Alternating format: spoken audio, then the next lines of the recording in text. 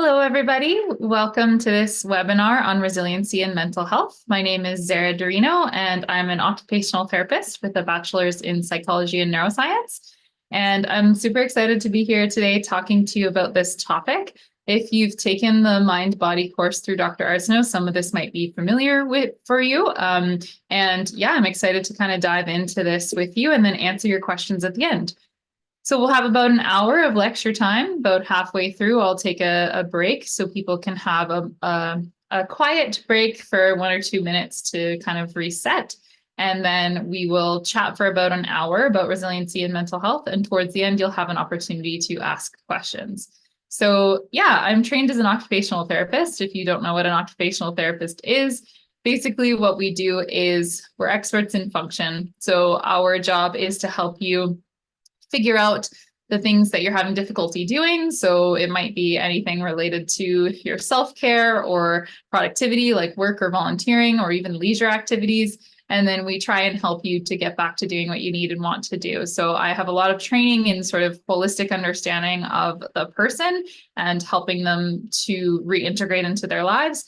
And then in addition to that, I've taken a lot of separate trainings in mental health related things. So that's a big part of what I do. I work with a lot of different kinds of mental health conditions in my practice, and just the mental health component of being with long-term illness, right? If you have ME/CFS or long COVID or fibromyalgia or many of the conditions that Dr. Arsenault's clinic sees, then it's likely that there's also maybe been some shifts in your mental health just because of, the things that you've been dealing with and what it's like to live in this world as a person who is experiencing an illness or a disorder. So there can be lots of different things that can impact our mental health. And we're going to be chatting about how we can foster a bit of resiliency today so that we can manage some of those symptoms and those feelings.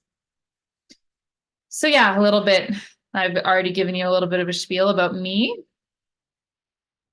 So let's talk about resilience and what resilience is. So the Oxford Dictionary describes resilience as the capacity to withstand or recover quickly from difficulties. So basically toughness. That's a good definition, but I prefer the American Psychological Association's definition because it talks a little bit more about adapting and flexibility, which I think is really important. This idea of like toughness and toughing it out is useful in some situations, but in most situations, we're kind of not listening to ourselves very well when we're just toughing through or pushing through or powering through something. So I prefer this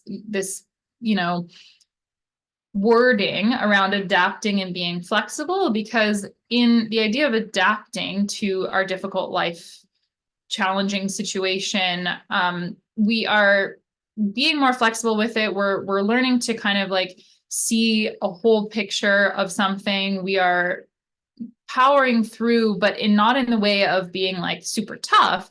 We're powering through in the way of being adaptable and flexible to the situation. So I like that wording a little bit better, a little bit more. And I think it's a good way of looking at it. It's also what we consider grit, or what we would call in some circumstances true grit, like having this ability to withstand something that's really difficult. And of course, in life, there's going to be many situations that are difficult, but especially if you have a chronic illness, it can be especially challenging. So there's lots of challenges to be had, and then knowing how to face them in different ways can be useful for a lot of people. So some of the traits of a resilient person are a growth mindset, so seeing problems as opportunities. So oftentimes there are some problems that we don't necessarily want to see as an opportunity, right? There are some problems that we are just problems, and they're kind of hard, and we have to accept them and deal with them. So that's why acceptance is the next trait. But some problems we can kind of see as like, okay, I might be able to use this as an opportunity to grow. I might be able to sort of figure out a path forward from this problem or work through it in a different way. So one of the traits of being resilient is to have this growth mindset. Another trait is to have acceptance. So we're going to talk in this lecture about how we can increase acceptance. And acceptance is about changing what we can control and then accepting the rest, right? So there are usually some things in any given scenario that we might be able to control, that we might be able to make a little bit of change with. And then there's some things that are beyond our control and are sort of just left up to fate. And those are the things that we have to learn to accept. So we're going to talk about that a little bit. An internal locus of control. So in psychology, there's two different locuses of control, loci of control that you can have. One is internal and one is external. When you have an external locus of control, what that means is that you believe that somebody else has to fix you, basically. So you believe that, there's going to be one silver bullet, or there's going to be, a practitioner that can just do X, Y, and Z, and that's going to fix you. There are lots of great treatments out there, and there's lots of amazing practitioners, and there are some cases where people have experienced, their kind of silver bullet supplement or medication or whatever it is.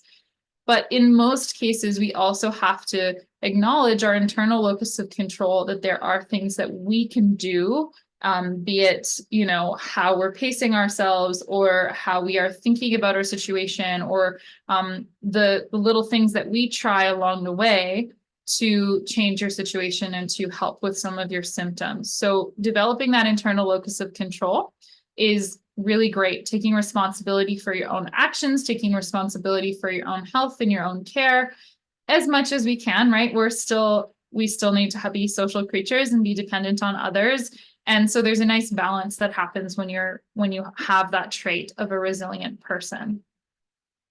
Healthy optimism as well. So someone who's resilient has a lot of healthy optimism. So they feel optimistic, but not toxically positive. So we'll talk about the difference between those two things. And I should mention too, if you have any questions at any point, feel free to type them in the chat. I'll get to all of them at the end. Healthy habits. So a resilient person will have habits where they cope well. So we can talk a little bit about that as well. Strong social bonds. We find that, humans are social creatures. So the more that we have stronger social bonds, the more that we are resilient, because that is very co-regulating, and it's very helpful to have people that are supportive especially when we're in a tricky situation or we're dealing with a challenge, right? Being self-aware, so knowing your strengths and areas for growth. So what I will have you reflect upon is, as I go through this list, noticing which areas that you feel like you are really strong in as these traits of a resilient person, and which areas you feel like you could maybe stand to grow a little bit more as well. Setting really good boundaries, looking for meaning and purpose. So a resilient person tends to have a sense of meaning, a sense of purpose with their lives. And as we know, with chronic illness of any kind, often what can happen is that you might have, had role changes where maybe you're not in your job anymore, or maybe you're not doing some of the things around the house that you used to do. So these role changes can shift our meaning and purpose a little bit. So what can happen for some people, and what I see in a lot of my clients, is that they might kind of feel a little lost in their meaning and lost in their purpose. So when we discuss values and we discuss meaning, that can be a useful thing to build and to work towards too, is to figure out, okay, well, in this new sort of set of circumstances, every person has meaning and every person has purpose. Even if you're sick, there's absolutely purpose to every life. So redefining what that means and kind of looking at values around what that could mean is super helpful for some. Being flexible and adaptable. That's literally in the definition of resiliency. So we can see how that would be a useful trait. So we're going to talk about a lot of these different things over the next 50 minutes or so. And we're going to kind of dive into how we can bolster a lot of these different forms of resilience. This is just a cute picture of a capybara. I think a capybara demonstrates a lot of traits of resilience, especially in social bonding. They tend to be able to bond with any animal. Now, what a resilient person is not, they are not shoving their emotions down, right? So we're not telling you to just pretend like nothing bad is happening, because that's not healthy, nor is it resilient, actually. It's more resilient, it's more strong to be able to face and embrace our emotions it is not as strong to just shove them down and pretend they're not there, right? So it's not grinning and bearing it, and it's not being inauthentic. So we're not trying to, act as if nothing's wrong or pretend a certain way or, smile when you don't want to smile. That's not what it's about. It's also not being passive about your needs. So when we are truly resilient, we're able to speak our needs fully. And we're going to talk about how we can do that as well. It's not about platitudes, and it's not about being Pollyannic. And if you're not familiar with that term, Pollyannic just means again, just kind of pretending everything is okay when it's not.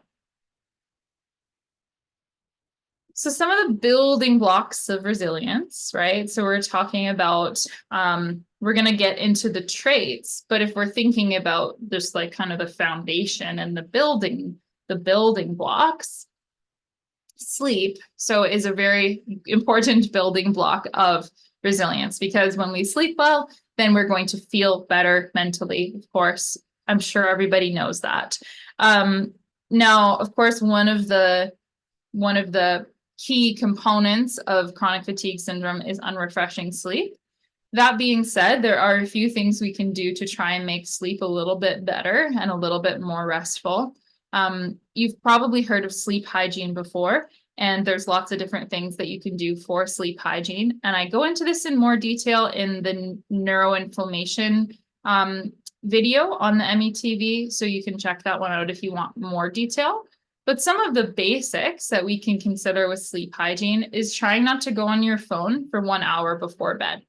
Ideally 2, really, but that we know the blue light blocks the production of melatonin. I'm sure you've all heard that before. It's not news, right? We know this, that blue light blocks production. So trying not to go on your phone an hour before bed, ideally 2, trying to do other sorts of restful activities, right? So you might journal, or you might read a book, or you might take a bath or something like that, but not necessarily being on your phone.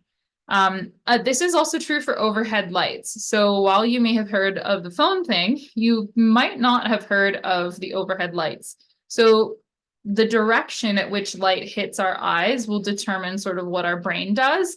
This is why in the morning, if you go outside and you get nice sunlight in your eyes, that helps set your circadian rhythm for the day. So getting sunlight first thing in the morning will help set your circadian rhythm, will help you to get a better sleep at night. Now, if you have overhead lights after like 6, 7 p.m., then what's happening is you're getting the angle of light going into your eye, into your retina, is basically telling your brain that it's still daytime and it's not time to prepare for sleep yet. So we want to shut off the overhead lights and just have dim lighting, like, having warm lamps and things like that are a bit lower level. And then again, to not have that phone an hour or 2 before bed is really good idea. Routine cannot be underestimated. I know it's kind of hard when you have a chronic illness to be in a routine, because oftentimes routines are set by work, or they're set by our obligations in the day, and you might have appointments that are kind of at all different times, so it might make it hard to be in a routine. But really, going to bed at the same time and waking up at the same time every day make a huge difference in your ability to sleep, because your brain gets into a routine. Your brain knows when to produce the right chemicals so that you can fall asleep.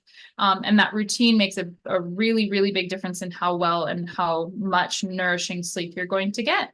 They've done research where they've compared, some people just following a routine, going to bed at the same time, waking up at the same time, to sleeping medication. And they found that it was pretty similar, the effects that it had just following a routine. So that can make a really big difference. And doing something similar every night before you go to bed. So, if you're choosing to meditate before bed, then doing that every night. Or if you're journaling, kind of doing that every night to tell your brain, like, this is what we do right before bed, right? So that's one thing. And then another thing that a lot of people don't know is to not set multiple alarms. So what happens when you wake up is that your brain starts to prepare and starts to basically move you up towards a cortisol spike. So we should all get a cortisol spike a little while after we wake up, usually about half an hour after we wake up, our cortisol starts to spike, and then it'll sort of teeter off throughout the rest of the day. That's a normal cortisol pattern. But what happens when you set multiple alarms is that your first alarm goes off, and then your brain goes, okay, great, we're going to start to get all these chemicals ready, and starts to, produce everything. And then you fall back asleep. And then your brain goes, wait a second, what? We just got all this ready. This is a lot of energy to get this ready. So now we're not going to use it. Okay, let's go back to sleep. And then you wake up again, your brain goes, great, let's get all these chemicals ready. And it's using all this energy to try and help you kind of get ready for the day. And then you fall back asleep again. So every time you wake up with a multiple alarm thing, you're just basically like making your body and brain have to do much more to produce that natural like spike in cortisol, and then that doesn't end up happening. So then you can be really, really groggy. So something to think about in terms of sleep. And another thing to consider is not taking a warm shower in the morning, but rather taking one at night, just because the way that our body temperature works, it's best to have warm at night and cold in the morning. If you're going to do cold exposure, best to do it in the morning because it'll kind of shock you, wake you up, where warm makes us sleepy. So best to do warm things like bath or shower at night, and then colder stuff in the morning. Diet, of course, is going to impact our brains. So having a lot of variety, eating lots of plants, and then less milk, sugar, wheat, fake sugar. Well, I can see the spelling mistake there. But the fake sugar, like aspartame and stuff like that's pretty bad for things like brain fog. Anything really processed isn't going to be great. You guys know that. Having an emotional toolkit. So we're going to be discussing an emotional toolkit in this lecture, and a couple things that you can do. And there's many other lectures I've done about emotional regulation and things like that. So you can find those on YouTube. Meaningful activity. So again, this is one of those things that gets impacted when you have, a chronic illness. So oftentimes when you have a chronic illness or disorder, what I need to do with my clients is establish like what would be meaningful for you, or what was meaningful to you before, and then how can we adapt that to where you're at right now. So for example, I have a client who loves hockey, and prior to his disorder, he was very, very like into playing hockey. He played it several times a week. And part of that was a social connection. And part of that was sometimes he would play street hockey with his son. And, it was meaningful on multiple different levels.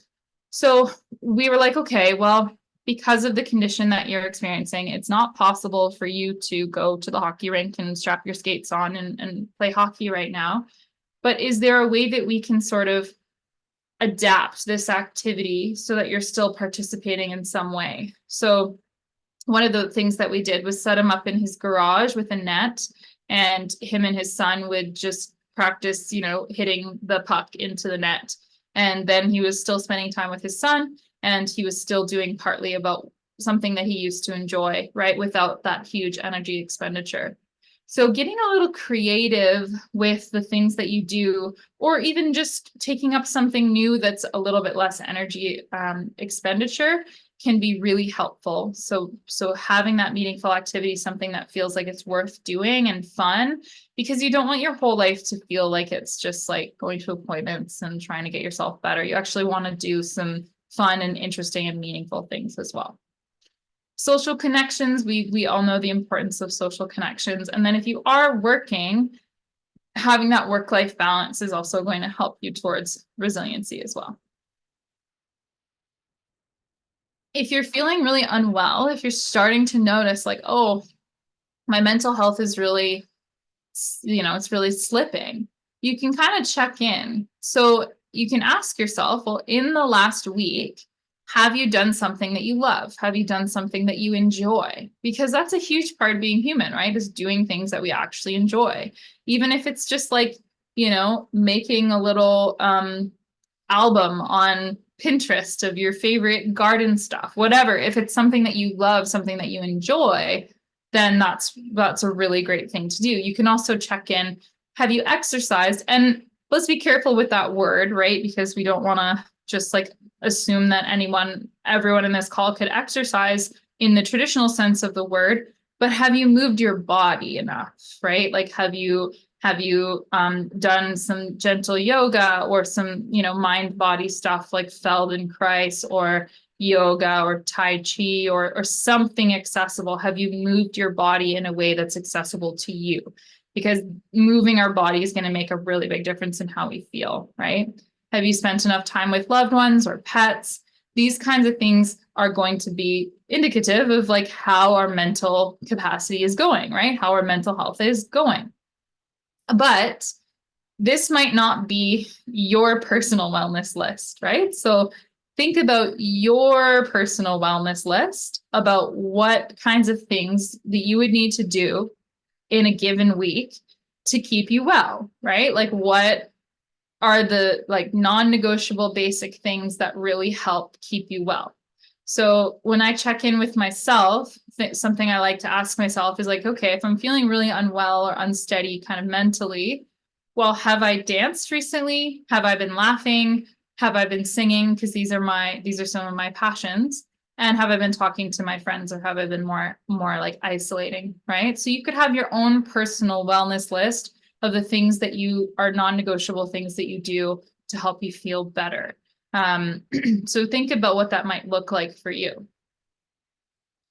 So we mentioned that acceptance is a big part of resilience, right? We talked about how that is part of it.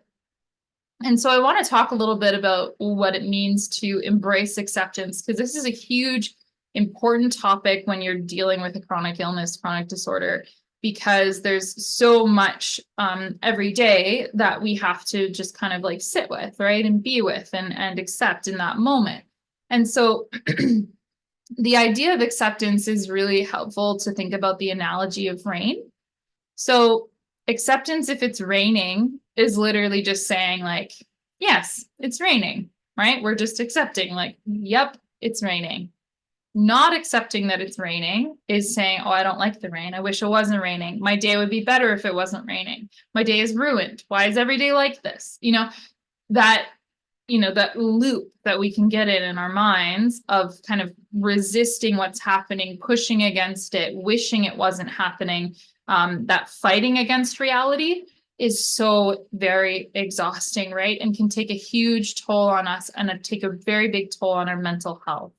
So what we call this in psychology is primary versus secondary suffering. Primary suffering is the initial thing that's going on, right? So if you have chronic fatigue syndrome, primary suffering might be the fatigue and the pain that's associated with your syndrome, right? That's primary. The secondary suffering is all that stuff that we add to it, right? Like, I don't like this, wish it wasn't happening. Why is this happening to me? This shouldn't be happening. Why did this happen to me and not somebody else? Or lots of things that we can kind of go in this hole of and push against what's actually happening. And it's absolutely okay to have negative emotions, right? We're not saying that like this isn't awful, right? We're not saying that it's like that primary suffering sucks. It sucks so much, right?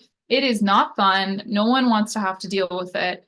Part of the human condition is that every human is going to experience some level of suffering, and some, unfortunately, experience more than others, right? That's just kind of how life is. And it sucks. It's awful. But what makes it more awful is when we fight against it and when we like have all this resistance and I hate this and I don't want this and why is this happening? This is the most awful thing, right? That's secondary suffering, and that can make things feel a lot worse. So when we're developing mental resilience, when we're working towards that mental health of having that resiliency, what we're trying to help ourselves do is what we call radical acceptance. So there's a really good book by that title, Radical Acceptance, if you want to look into it. There's also, if you're familiar with dialectical behavior therapy, there's a whole skills worksheet in dialectical behavior therapy about radical acceptance and how to do it. So you could read the book, or you could look at that worksheet if you feel like this is something that kind of calls out to you. But one of the ways that we can work with acceptance is just through acceptance statements. So when we're feeling a lot of suffering, when we're noticing really big symptoms, or we're just having like a really bad day, just saying, okay, right, this intensity right now that I'm experiencing is temporary, right? Or, if that's kind of your baseline, you could say, okay, well, this is as it is right now, not as I would like it to be. Or a statement like, I accept this moment how it is. We're not invalidating it. We're not saying like this is, easy, or that it feels good, right? It's not like you're running out in the rain and you're like, I love this. I'm so glad it's raining. I wish it rained every day. You're running out in the rain and saying, okay, yeah, this is my experience right now. It's uncomfortable. I'm cold. I'm wet. I don't like this experience, but this is my experience. And I'm going to kind of make room for what that feels like right now. And thinking about how we might act if we did totally accept it, if we did sort of like embrace it and just go, okay, yeah, this is suffering. Like this sucks. And I'm here and I'm kind of sitting with it, right? So it's a little bit of a hard concept to grasp. I really, to be honest, really didn't like it when I first heard about it. I was like, no, this is not possible. After reading Tara Brach's book, which I just mentioned, Radical Acceptance, I did find it a little easier to kind of understand the concept and work with it. So if you feel like this is something that you could benefit from but need more guidance on, then that's a good thing to do. Radical Acceptance by Tara Brach. It'll come up when you Google it. Or you could look at the worksheets, the DBT worksheets, dialectical behavior therapy. That's a helpful tool as well. We also want to cultivate positive interactions. So what I mean by that is to help us to move towards more social interactions that feel good, that make us feel nice, that we're like enjoying. Because again, when you're dealing with chronic disorders, chronic illnesses, that it can be difficult to cultivate those positive interactions, right? It can feel like maybe a lot of what we're talking about with other people is sort of what we're going through, or a lot of people might have reservations about leaving their house because maybe they have COVID and they don't want to socialize with, or not that they don't want to, but they're noticing that there's a risk with socializing with other people. There's lots of reasons why it might be hard to cultivate interactions that are positive, but as we know, it's really important for our system, our mental health, to be connected to others, even if it's just to be connected to animals, really. So there's a couple different things that we can discuss here. One of them is this idea of using nonviolent communication. So basically, it's like a formula for communication. And I did a whole presentation on communication. So again, you can find that on YouTube if you'd like to watch that one. But when we communicate well with others, then our overall life can feel so much more smooth, right? Because we can actually communicate our needs. So remember, we said earlier that a resilient person is not somebody who like just disregards their own needs. Being resilient means that you're able to speak to your own needs and to really highlight what it is that you're feeling and what you need. So this is a good way to do it. So nonviolent communication, the way that this is set up is I feel, because and would you be willing to? So when we are saying some kind of observation. So let's say that your partner says that they're going to be home at 6, but for the last 4 nights they've come home at like 8, and they didn't text you, they didn't let you know. So you could say, hey, when you come home at 8 instead of 6, right, you're making it really objective. I feel scared or nervous because I'm worried about your safety. Would you be willing to send me a text if you're going to be home late? Right? So it's really clear.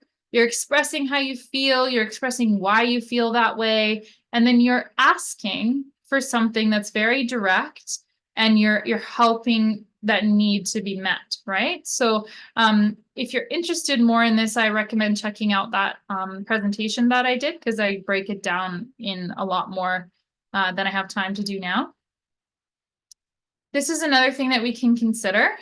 You can make more friends in 2 months by becoming interested in other people than you can in 2 years by trying to get other people interested in you.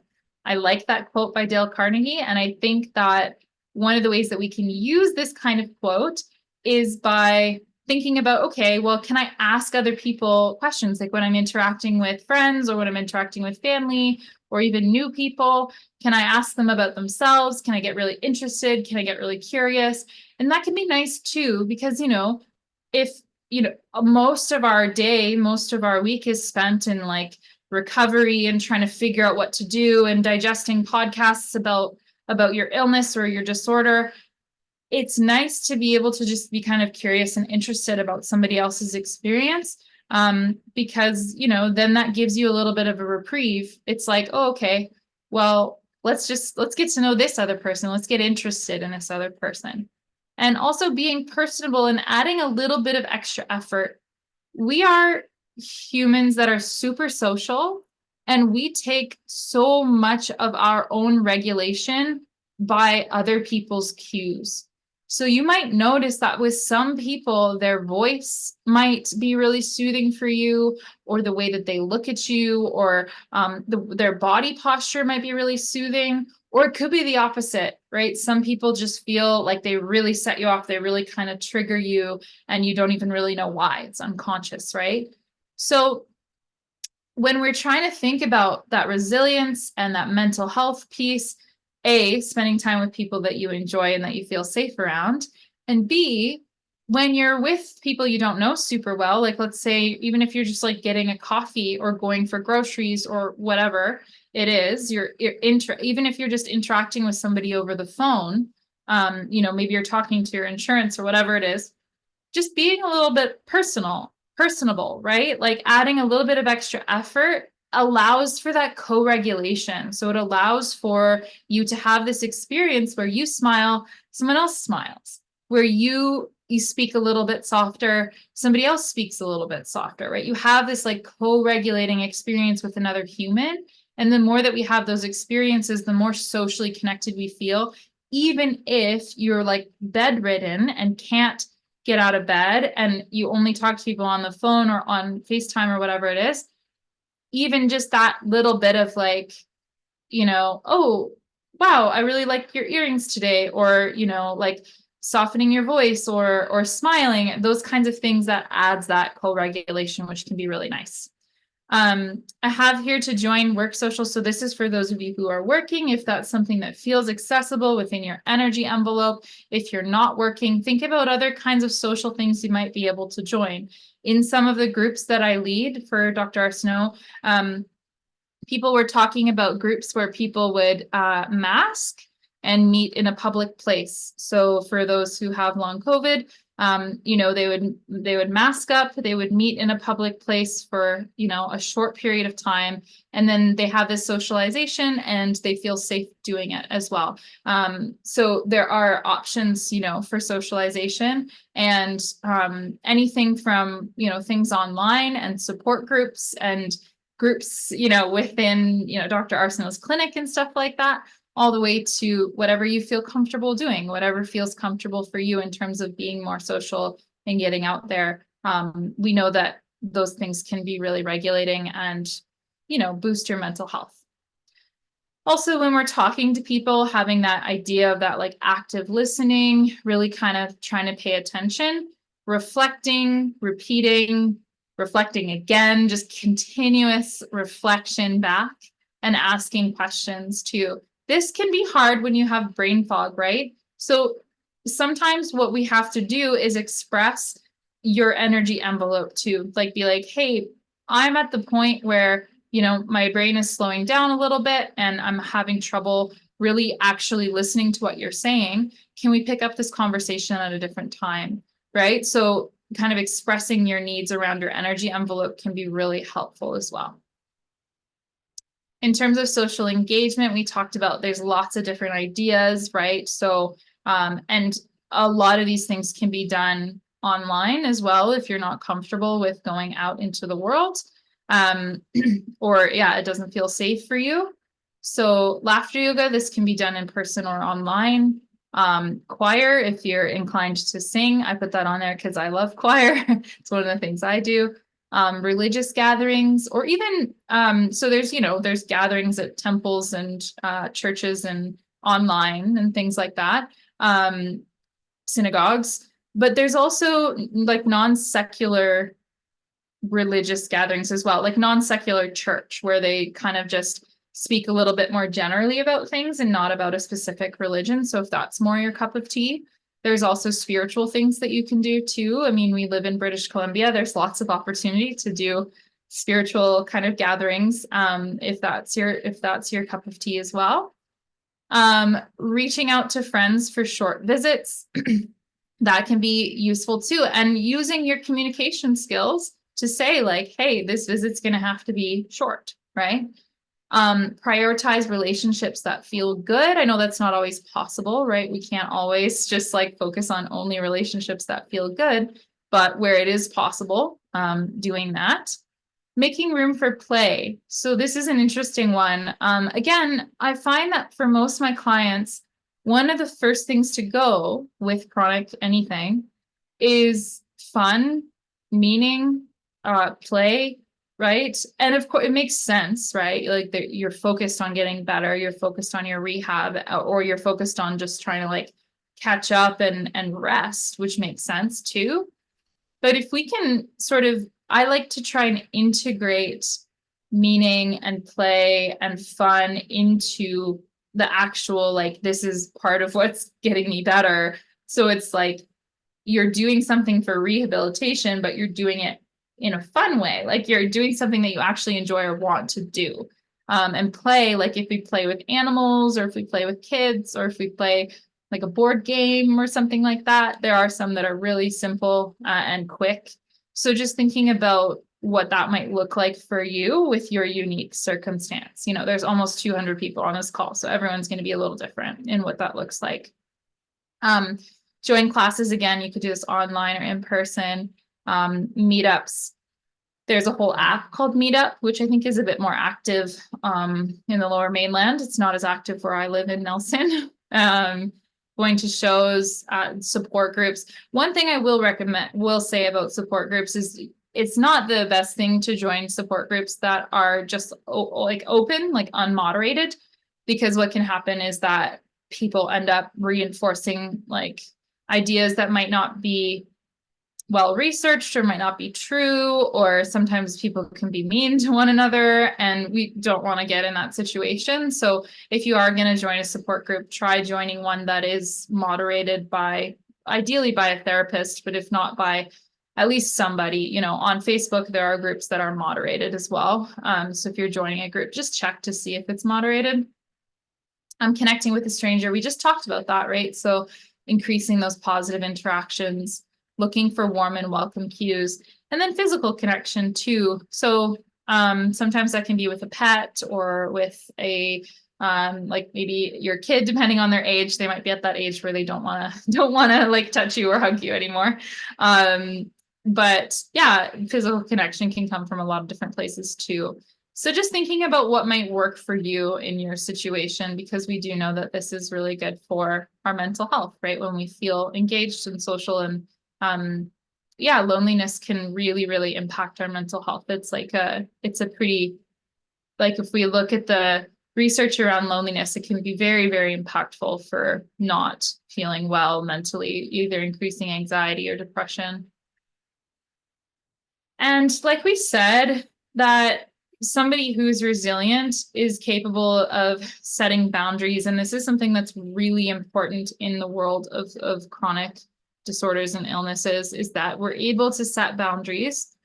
So some examples of boundaries we might set: time boundaries, right? So especially when you're dealing with chronic stuff, setting a time boundary around how much time you can communicate with somebody for, or, what is available in terms of your energy envelope. Speaking of which, I forgot to take the little break in the middle. So why don't we take a little break for the next minute and 15 seconds, and it'll just be a nice quiet break. So do what you would like to do. You can close your eyes, you can take some deep breaths, whatever feels good.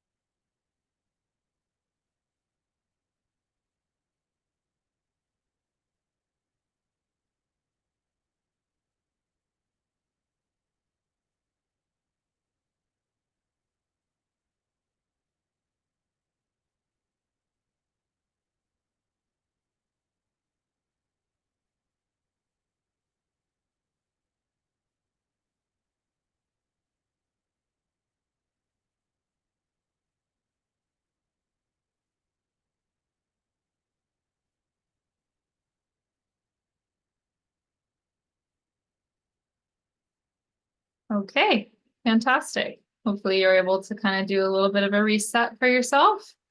So yeah, we could also set boundaries around personal space, consent, right? Privacy, communicating discomfort. This can be hard for a lot of people. Like even in a situation with like your massage therapist, you might have difficulty telling them that that's too hard or it's too soft or whatever. So being able to communicate that, professionalism and identification too. So there's lots of different ways which we can set boundaries. And something that is helpful when we're thinking about setting boundaries is enforcing them with kindness. So, saying something like, well, I feel honored that you invited me, but I'm not interested in attending, or I won't be able to attend, or, thank you so much for thinking about me, but my energy won't allow for that. Or, I have an illness that's making it difficult for me to do that. Something interesting to think about with boundaries is how much you want to disclose. So depending on the relationship, you may or may not want to disclose about your illness. And that's totally a personal decision and up to you how much you want to say about what you're going through. So you could say something as simple as, I won't be able to attend, or, I will be busy that evening, or whatever it is. You don't have to explain. Or you could go a little further and say, like, I have an illness that makes it hard for me to manage my energy, and unfortunately, I don't think I'll have the energy for that. So, thank you for thinking of me. Or, if it's something, for example, like somebody has come up to you 5 times this week, a friend with a personal problem, you could say, something along the lines of like, that sounds really hard and I'm here to hold space for you, but I think this would be better managed by a professional. Right. So again, we're starting the boundary with that bit of kindness, like, oh, thank you so much. I feel honored, or, validating, like, that sounds really hard. And then we're kind of reinforcing the boundary still. So it doesn't have to be that we're just like, no, though you can say that too, right? In some circumstances, it's totally fine to just be like, no, I'm not doing that, and I'm not explaining why I'm not doing that, right? That's okay as well. But in a lot of circumstances, we just want to think about, okay, well, what do I want from this conversation? And like, is it useful for me to like sprinkle in a little bit of validation or a little bit of a thank you? Another thing, oh, did I have another? I had another slide about communication. Okay. Another thing when we are trying to manage our illness and trying to build that resilience is setting goals for yourself that are smart. So you've probably heard this before. But what happens for a lot of people is they get overwhelmed, right? We have so many different things that we can try, and there's so many different appointments to do, and then you're managing your energy at the same time. So it's like it's overwhelming. So kind of sitting down and choosing what it is that you really want to focus on and what it is that makes the most sense for your life, and then setting smart goals around it. So specific goals that are really measurable, so you're able to like completely measure what it is that you're trying to work towards that are achievable. You don't want to set a goal for yourself that's not achievable. And we don't also want to be super rigid in our goals either, because we are, things are changing every day, and day to day with an illness, things might be a little different. So thinking about setting really small goals is really helpful. Realistic goals and timely goals too, so that we have some sort of time frame about when we want to complete it. And now when we're saying achievable, we really want to think about like, what is realistically achievable for me? So if you're somebody with chronic fatigue syndrome that's bedridden, it might not be achievable to be like, okay, well, next week I'm going to walk around the block, right? It sounds like it's a small goal, but for somebody who's bedridden, it's not at all. So if you're only taking 10 steps, from your bed to your bathroom, then the achievable goal might be to increase to 20 steps or to increase to 30 steps. And you probably know that graded exercise therapy is not ideal for people with chronic fatigue syndrome. But what we can do is sort of day-to-day assess, like, okay, how did that make me feel when I added a little bit more, right? From my baseline, am I like completely in my red zone where I'm really not functional and that really tipped me over my edge? Or did I just kind of go into my symptoms a little bit from that extra increase that I added? And then deciding from there, like, okay, can I add a little bit more now, right? So it's not graded exercise therapy where you're just adding more and then adding more and then adding more on a structured timeline.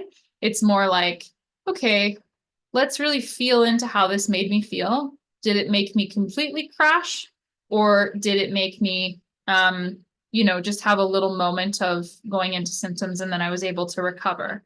If it's the latter, where you had just a moment of going into symptoms, were able to recover, it might be okay to try that again or to increase a little bit, right? So part of what we're doing is helping our body understand, like, hey, okay, it's safe to push a little bit, but we don't want to push too much. It's that really interesting, like, fine line that we have to walk.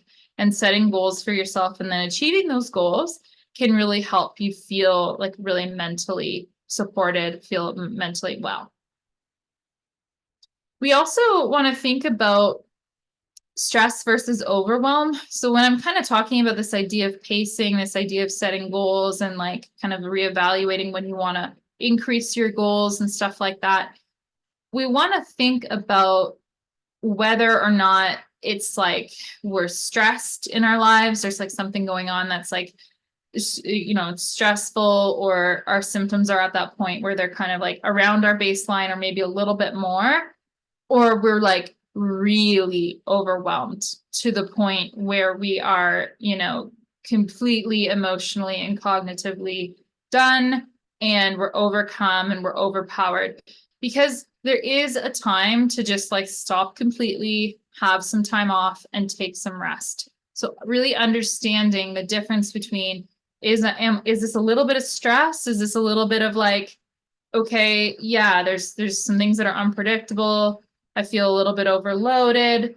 Maybe I need to ask for help, or maybe I need to prioritize. Maybe I need to organize some stuff. Maybe I need to use some coping tools, versus when you're just like completely overwhelmed and you need to stop, right? So we want to really consider the difference between those two. We also mentioned that somebody who's resilient tends to have like a sense of meaning and purpose. And we talked about how that can be impacted with chronic illness, right? So some of the ways that we can find meaning, two different ways. One is that we can live with our values and follow our passions. So if you understand what your values are, like, let's say you used to be really into like multi-day backpacking hikes, right? So then if we kind of boil that down to a value, your value is probably that you value nature, right? Or that you value like time spent with your friends, or whatever it was that was the value in that exercise, in doing that. Then we might be able to live with your value in a different way. So if it was that nature, maybe you could spend time in nature, but in a different way, like we said, to be like adaptive and creative about it. And then passions, again, like if your passion is to help, other people. Like, let's say that was your profession before, you were in a helping profession, you really want to help other people, that's a passion for you. There are small ways, like tiny little ways, that we can help people, even within a very small energy envelope. So for example, there's an app called Be My Eyes. And this app basically, somebody who is blind will call, and you connect with them via video call, and then you help them to identify something in their environment. So you might help them read a label, or you might help them identify a color of a shirt that they're going to wear so they can kind of match what they're wearing. And that's like, the calls are usually a minute, maybe two. Sometimes you end up talking to the person for a little while and getting to know them, which is nice. But a minute or two of your time, and you still feel like you're helping, even though, you haven't even left your bed. So there are ways in which we can find our meaning and follow our passion, even if we're severely limited. We just have to get really creative with it, which is like not fun to do. Like no one wants to have to like figure that out, but it can, make a big difference when you feel like you're helping. I also found this other website that was really cool. That was like, basically like, if you think about somebody who is severely disabled and unable to speak, there are speech to text programs for those people. And obviously having your own voice is really nice. So there's a company online, I can't for the life of me remember their name, but I think if you type in like speech to text into Google, like speech to text volunteering or whatever, there should be, I think it'll come up, or like speech to text database. The idea is that you can record yourself reading stories, and then what they'll do is they'll take the like different aspects of your voice, plus maybe 5 or 6 other voices around the same gender and age, and then compile a unique voice for that person who uses speech to text software. So they feel like they can have a voice that is representative of their gender and their age, and that can give someone a lot of confidence. So that's something, again, you can do from home, because you're just recording your voice into your computer. So it's really not, you could do it for as long as you want in a day.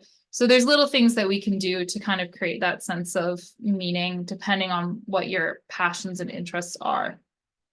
We can also try and make meaning out of stressful situations or find lessons. A lot of people who share their recovery stories and stuff like that will talk about the perspective that it gave them, or some kind of meaning that they found in the situation. So for some people, that might be a useful thing as well to consider with a therapist or with a loved one. But of course, not everyone's ready to do that, and not every situation will have a silver lining, right? So it kind of depends on your situation. So these are just some examples of values. And what I would really recommend, if you're interested in this, if this is like really ringing a bell for you, is taking a look at what your values are.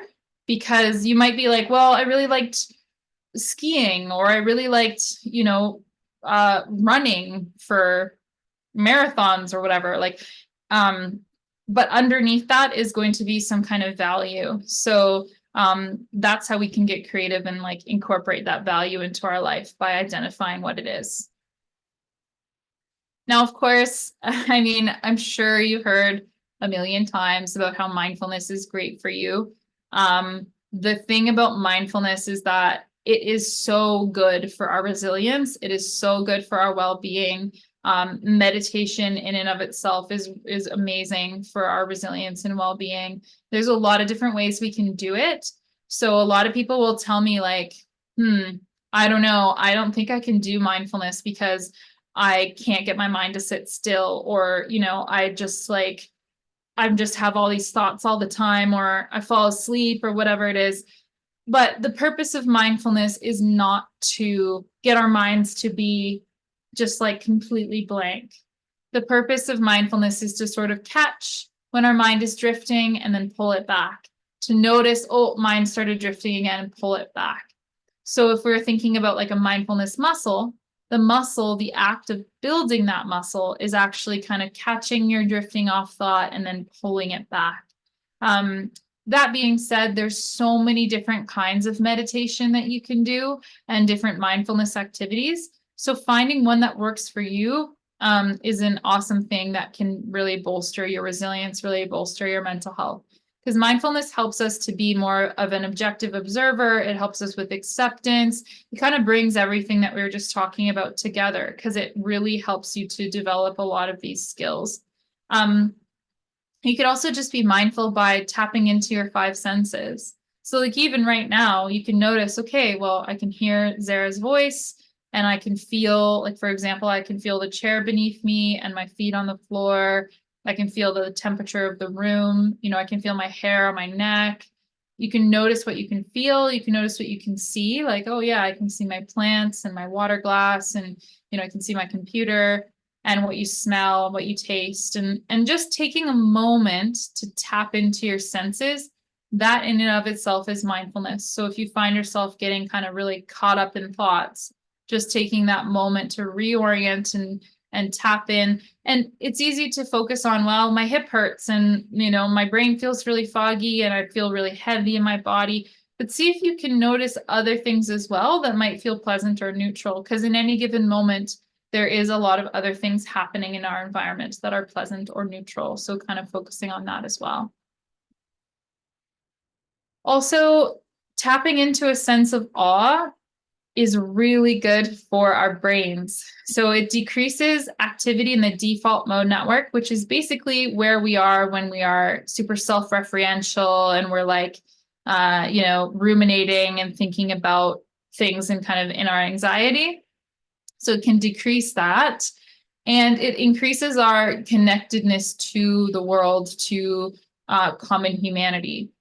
There's a couple different ways we can experience a sense of awe that might be useful. So one is moral beauty. So considering people who inspire you, watching like TED Talks or videos, or looking for moments where you feel inspired by people's courageousness or creativity or heroism.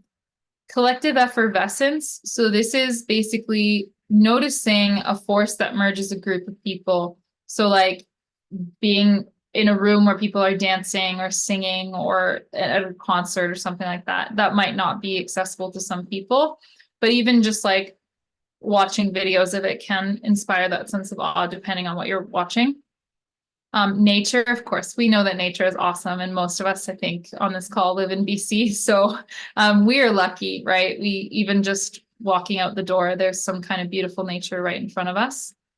Music, there are so many different kinds of music that can be awe-inspiring, and finding some that are awe-inspiring or like give you the chills. That's the kind of music that can be really helpful to reset your brain if you're feeling like you're kind of moving into some kind of mental distress. Visual design, so watching a beautiful film or looking at artwork or architecture. I like to have a little Pinterest board of my favorite like visual images because I don't know, I think it's fun to kind of just like collect it. Transcendence, so contemplating what means the most to you in this life, thinking about your connection to your spirituality or your religion or otherwise. Just thinking about like meditating or perhaps nature again. Stories of life and death. So I really like reading about near-death experiences because I feel like it puts a lot of perspective on life and can be really awe-inspiring as well. And then big ideas, so philosophical insights, scientific discoveries, personal realizations, all these things can inspire a sense of awe. So I would ask yourself if there's anything on here that you could kind of include in the next week and see if you can get your brain into that sense of awe.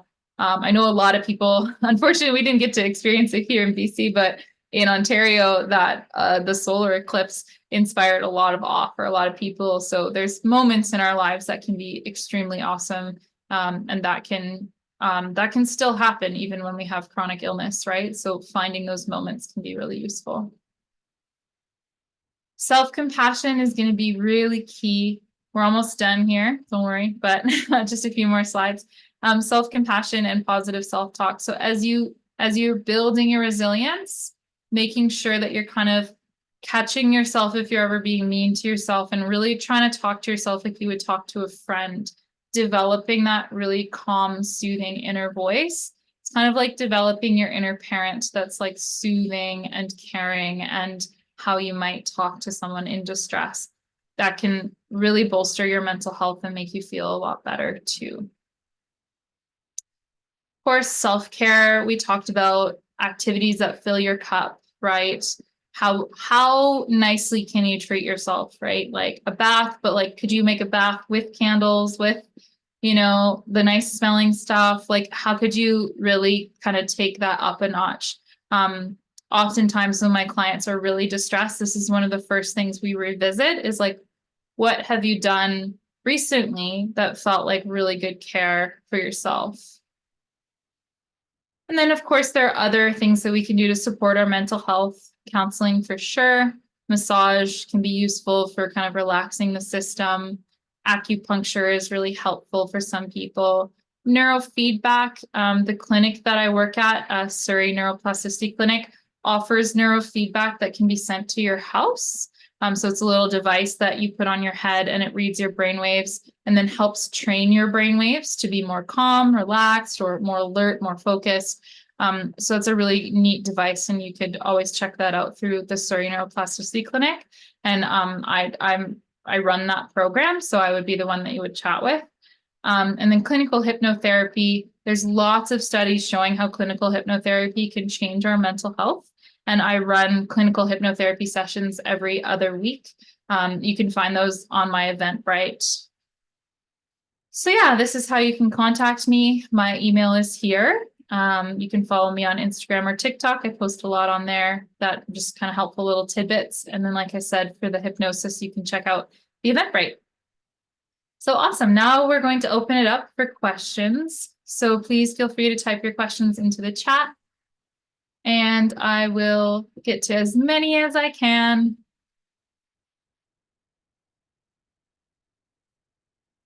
So someone asked me to repeat the YouTube channel. It is METV.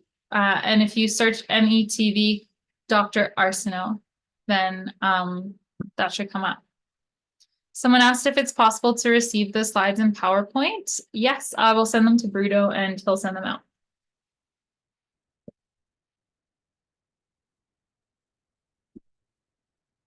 So someone was saying, what do you mean by strong social bonds? As an introvert originally, now with limited energy, how do I make and keep strong social bonds without exhausting myself? So yeah, that's a good point, that some people are more introverted than extroverted, right? So they might have need for less, but still we want to focus on the quality. So if you have a few friends, still focusing on the quality of those relationships and maintaining those relationships, even if that means checking in for like 15 minutes at a time once a week or whatever it is, still kind of checking in and maintaining those relationships that are important to you. Because even as an introvert, most introverts will have, a few relationships that are really important, and that social connection can be good. Also, finding support in groups, like some of the groups that Dr. Arsenault offers and things like that. So someone was asking, what if you have blue light glasses? Do you need to avoid your phone an hour before bed? Yes, unfortunately still, because it's the light itself. The blue light is particularly blocking melatonin, but light in general going into our eyes is sending a signal that it's not time for bed, right? When the sun goes down, that's usually a signal to our bodies that we need to start getting ready for bed. But now, unfortunately, we have so much, artificial light. So that's, we can't get out of that hack with blue light glasses. Now, if you must watch a movie before bed and it's like a non-negotiable for you, the one little hack that I've thought of that could probably work, don't quote me on this because I'm not 100% sure that it has the exact same effect. But what I did think of is that if you are projecting, so if you have a projector and you're projecting what you're watching onto the wall or onto a sheet or something, that light isn't directly going into your eyes. Obviously the light's still hitting your eyes, but it's just not direct. So that's the only way I've ever thought around that, if you must watch a video before bed. But honestly, it's probably better to like meditate before bed or read a book or something. Someone asked, does ending a warm shower with a bout of cold work for the morning? Yeah, totally. It's the ending of it that really matters for if you're going to feel awake or not.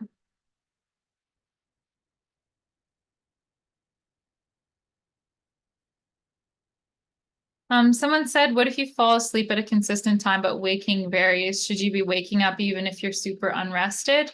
My sleep varies from 8.5 to 11 hours. When I'm in PEM, I tend to sleep shorter times, but then longer. Yeah, that's a good question. I wouldn't force yourself to wake up if you're feeling really crummy and need that extra couple hours of sleep. I think if you're within like 2 hours, that's a pretty decent routine. And of course, with ME/CFS, the regular kind of research has to be adapted for people as well. Okay. So the book on acceptance, someone asked for the title again. It's called Radical Acceptance by Tara Brach. And I'm just going to type it out for this person too. Unfortunately, I can't like type something into the main chat.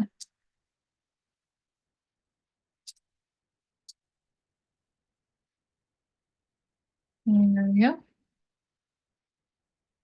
And then somebody also said that Tara Brach has many wonderful meditations online that are free. So yeah, if you wanted to look more into the acceptance side of things, there are lots of meditations.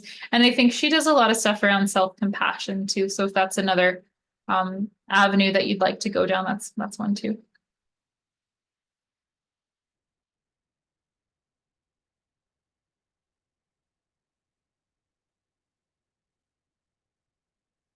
I'm just reading a longer question here.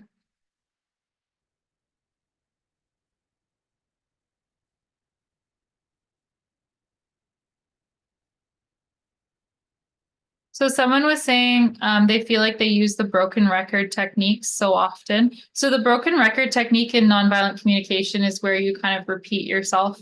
You kind of just say the same need again and again, or you kind of like state what your request is again and again, kind of like just reinforcing what you're saying. So they said that they try to use the nonviolent communication with friends. I find it very fatiguing and even causes pain. How do I get my message through to them when they don't want to listen or dismiss my because or boundaries? So one thing that I'll try to say around using nonviolent communication or using these sort of like communication skills that I mentioned in this lecture is that you can communicate, you can only basically communicate as well as you can. So you could do it 100% perfectly. Like the inventor of nonviolent communication could communicate with some people and they're still not going to hear exactly what's being said, or they might still dismiss it or, find a flaw in it. So all you can do is really just kind of lay it out the best you can, communicate your needs as clearly as possible, be as clear about your feelings, your needs, what you're observing, what you want, your request. And if they're not listening or they're dismissing you, then that's not really in our control, right? So we can't really like go in there and try and change anything because you're just doing the best we can.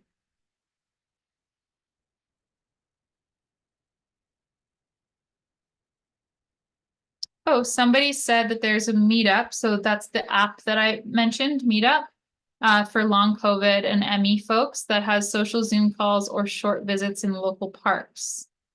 It's called the Pace Yourself Activity Group in the Lower Mainland. That's awesome. Thanks for sharing that resource.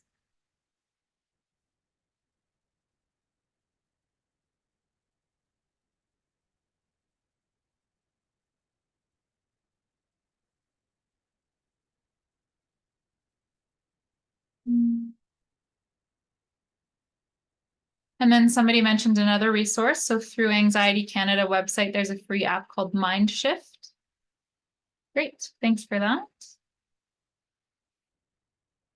Someone was asking about the prices for neurofeedback. So just send me an email and I can send that over to you. Someone was asking, what is the DFM again? So that's the default mode network. It's the part of our brain, well, it's many parts of our brain, it's a network of our brain that comes on when we are engaged in what we call self-referential thinking. So thinking about the self or kind of ruminating. And when we are in a state of awe, that tends to decrease that network. The name of the neurofeedback device is MindLift, and the clinic is Surrey Neuroplasticity Clinic. Surrey Neuroplasticity Clinic. You can also just send me an email and I'll send that information to you. The last slide somebody asked for so they could take a screenshot of it. So I don't know how to make these questions smaller. There we go.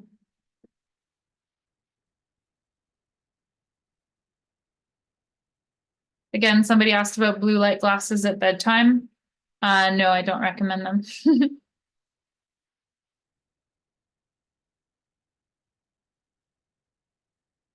Someone was saying, so if we live in the north with the midnight sun, the light thing doesn't matter as much. It does still matter, yes. So people who live in the north often have pretty disrupted sleep cycles and have to rely on things like, light blocking curtains and all kinds of things to kind of mitigate those sleep issues.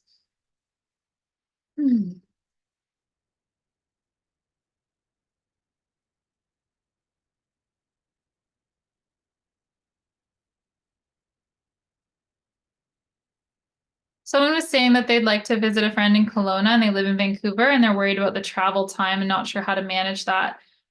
There's a few different things you can do. So thinking about pacing it, thinking about building up to it. So I don't really know you or your circumstance, but depending on how things are going in terms of your own pacing already with like driving, like if you could sit as a passenger in a car for 15 minutes, then you could slowly start to increase that over time. But if, that's not even possible, then, you might be starting at a lower rate. So you can think about a couple ways of adapting it, right? Like being a passenger instead of a driver, taking lots of breaks, making sure that you're set up with like some good sensory stuff, like oils, like if you're not sensitive to that kind of stuff, and potentially like music in the background that might help you focus, that kind of stuff can help. Deidre, did you want to ask a question?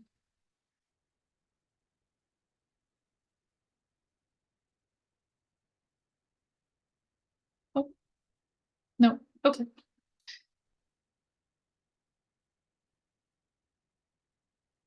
Someone said, what about when it's still dark in early winter morning? Can't get that early morning light that we can in the summer.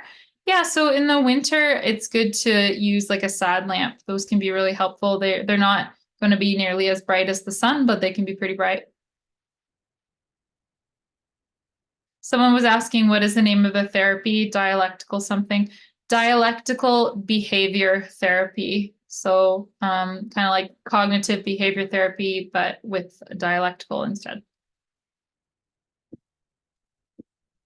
Someone asked what kind of neurofeedback machine our clinic uses. It's the MindLift device, MindLift system.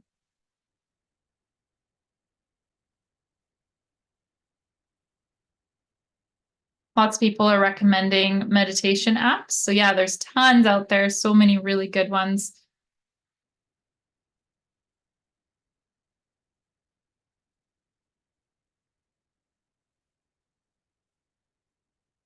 Someone said, why don't you recommend blue light glasses at night if you're on your phone? Because any light coming into your eyes, like that's that intense, will convince your brain it's not time for bed. And I mean, I'm saying this, and also like I'm on my phone at night. It's you take what you want and leave the rest. Like if something really doesn't feel useful for you, then don't feel like you have to do it. It's not, that might not be sort of like your key to making things feel a little bit better.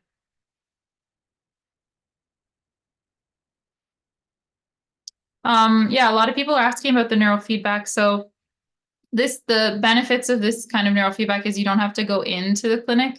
You can just wear the device at home, and you can use it as much as you want. So whereas at a clinic, you might be, you might have to only use it once a week or whatever. If you use this device on your own, you could use it once a day for 15 minutes a day or whatever works for you in your schedule. I have it here if you can see. This is one part of the device. There's another electrode that comes with it with the MindLift system.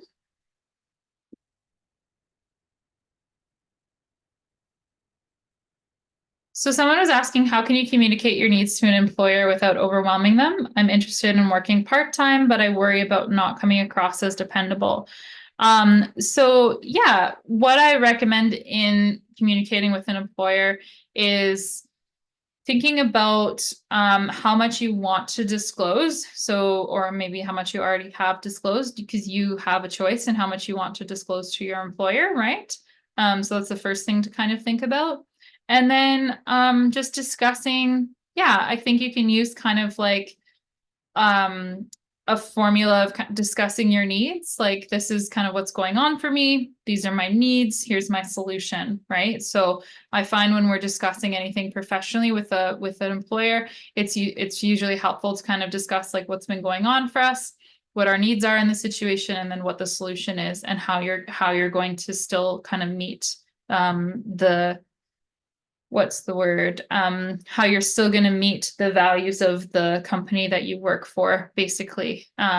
So yeah, I think that having those discussions can be really difficult, but depending on your employer and how understanding they are, they can be a little bit easier if you're kind of framing it in that way.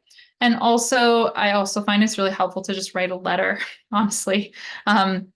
Writing a letter before having a meeting can be helpful, because then you can organize your thoughts and take your time with it rather than feeling pressured in that meeting to have to figure out what to say on the spot.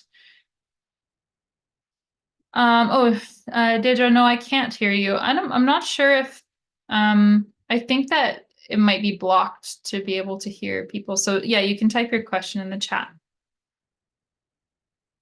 Oh, this is a good question. At what point do you bring up that you have a chronic health issue when dating?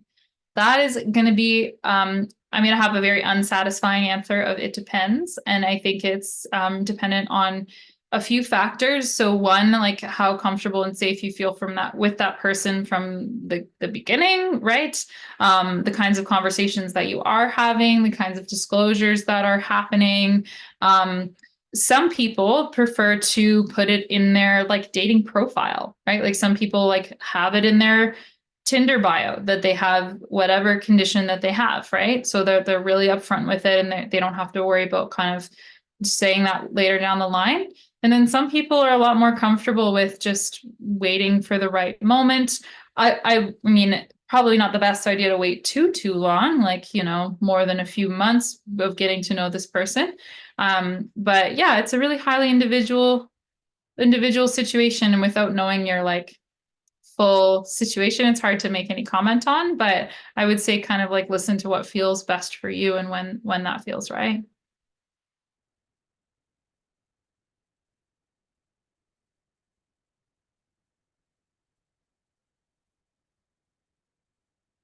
Someone asked, is an e-reader as bad as a phone for light? No, it's not.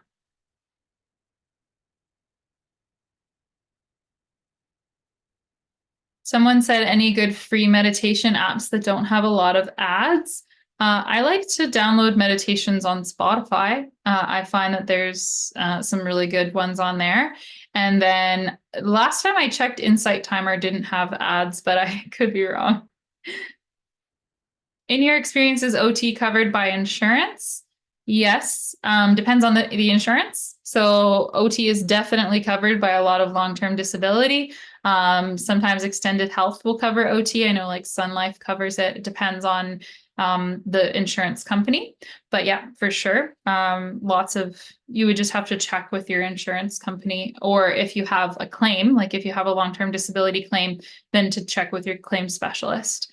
And the MindLift, so the neurofeedback, yes. So some long-term disability providers will cover it, and oftentimes it will be covered by ICBC, or it will be covered by like other insurance companies as well, like WorkSafe sometimes will cover it, or Veterans Affairs and things like that. Someone asked if the talk today is available to revisit somewhere online. Yeah, absolutely. On Dr. Arsenault's YouTube channel, this will be posted. The YouTube channel is called METV. And if you search METV and then Dr. Arsenault, it'll come up right away. Is the mind lift more gentle than things like neurooptimal and lens? Yes, it is. It's gentle, but it's effective. It works on usually one part of the brain at a time. And when I'm doing the kind of training, I usually try to work on 2 brainwaves at a time, maximum 3. So we basically would take an assessment of your brain. We would look at your brain activity in 5 different areas of your brain. And then I would set a protocol based on your symptoms, and knowing that you have ME/CFS, being someone that works with ME/CFS, or if you have long COVID or whatever it is, we would set a protocol based on your symptoms and make sure that we're kind of staying within that energy envelope. What does the neurofeedback tell you? So our brains communicate via electricity. So the electricity can be really slow, which is called a delta wave. That happens when we're sleeping, or the electricity can be really, really fast. It's a gamma wave. And then in between really, really slow and really, really fast, there is a whole bunch of different kinds of waves of electricity. Depending on how you are functioning, so depending on whether your nervous system is regulated, or you're experiencing brain fog, or you're relaxed, or whatever, depending on kind of what's happening in your brain, you're going to have different frequencies of electricity in different spots of your brain. So with neurofeedback, it can tell me sort of like, oh, yeah, we can kind of visualize, like, this looks like brain fog, and this looks like you're having difficulty focusing, and this looks like your brain's having a lot of trouble relaxing, or you're kind of stuck in fight or flight, or maybe you're stuck in freeze mode, or we can kind of see all this different stuff. And then we can train the brain to get out of that and to move more towards, regulated, calm, focused.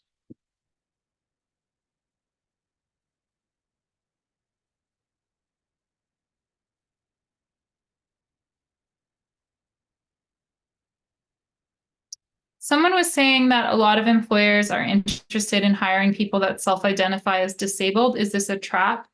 That's a good question, and I understand why you would think it's a trap. I think it's more, the name is escaping me right now. It's like equal hiring. So I think for a lot of companies within Canada, there's like an incentive to hire a diversity of people. So there's like, I can't remember, there's a specific name for this type of hiring, but basically it's like a certain percentage of your staff should be different kinds of marginalized populations, so that there's more diversity, and so that there's more equality, and that people aren't just hiring like kind of cookie cutter the same people for their company. So I don't think it's a trap. I think it's that they're trying to diversify and meet those quotas and be more accepting. But I mean, depending on the company, I could be wrong.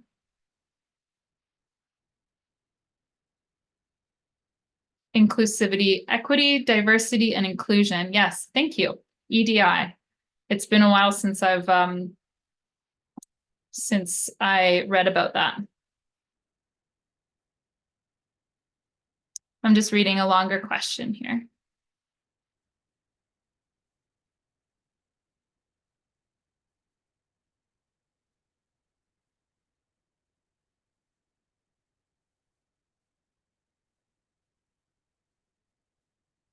So someone was saying, what if you're at a stage in your life where you've got to find your tribe, however, nerves get in the way because of your conditions, and you don't want to go to a group and then you can't talk or have to leave in 5 minutes. One of the things that I would recommend is that you maybe start with groups of people who maybe share a condition. So it might be like that, for example, that meetup in the Lower Mainland of people with concussion, or people with long COVID, or people with ME/CFS. There's probably going to be opportunities to meet with people who are experiencing something similar, so that they can have that level of empathy. And then another thing is if like you're really feeling ready to like, seek out other groups or do other things, then I think the best thing is to like exposure therapy a little bit. So, if you're like, my end goal is to go to like I don't know, a knitting group or like a ukulele playing group or something. That's my end goal. Then my first goal is like, can I tolerate, an hour or even 30 minutes one-on-one with like a friend that I already have, and then sort of start to build towards it incrementally and expose yourself to it incrementally so that you trust yourself and you trust your abilities, and you kind of have a better sense of like what you can and can't do, and then you have a better sense of what you can take on.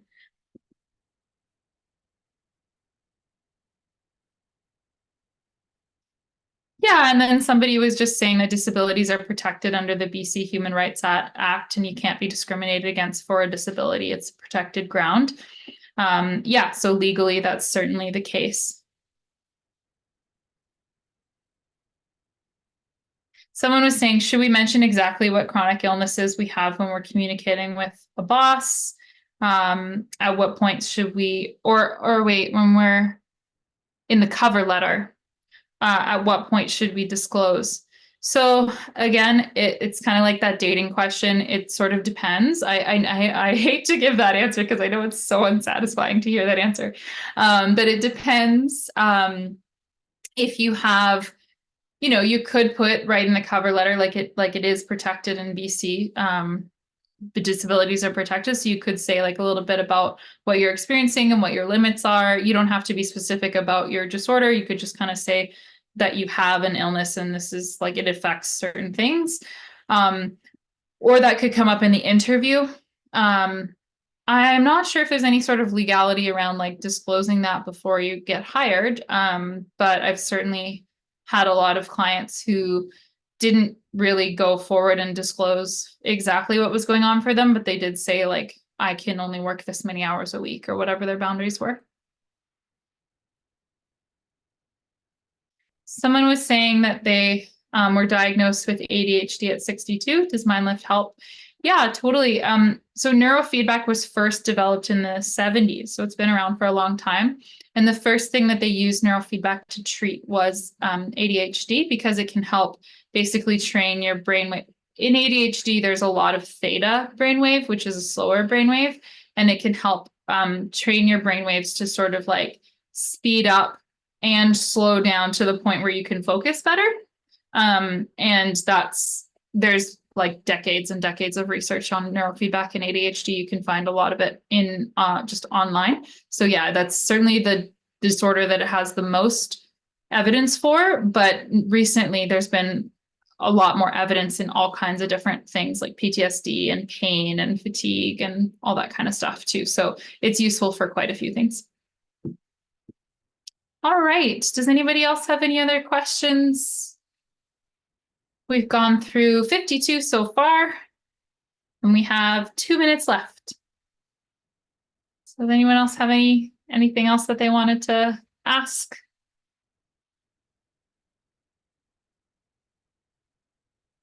All right. Well, thank you so much for attending this presentation. I hope that you have some valuable takeaways. And like I said, please contact me or either via email or on Instagram, though I'm less likely to respond on Instagram. And if you'd like to check out the clinical hypnotherapy that I offer, that can be really good for mental health, you can find me on Eventbrite as well.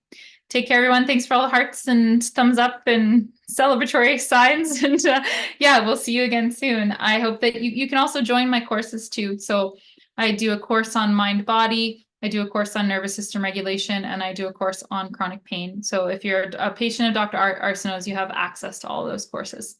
All righty, take care, and we will see you soon. Bye.